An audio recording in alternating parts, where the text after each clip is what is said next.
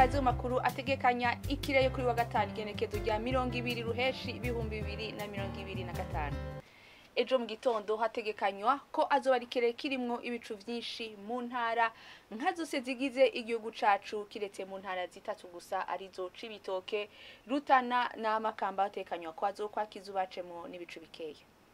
Ahazubakanye kurusha handi akaza mu ntara za Bururi, Mwaro, Muramvya na Kayanza aho ipimo ziri ku degre Celsius 13.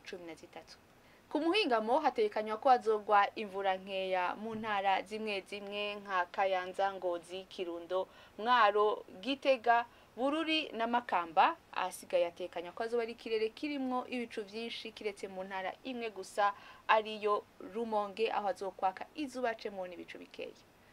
Ipimo vy'ubushuhe biri hejuru kurusha handi bizokibonekeza mu ntara ya Cibitoke ziri ku degre Celsius 29.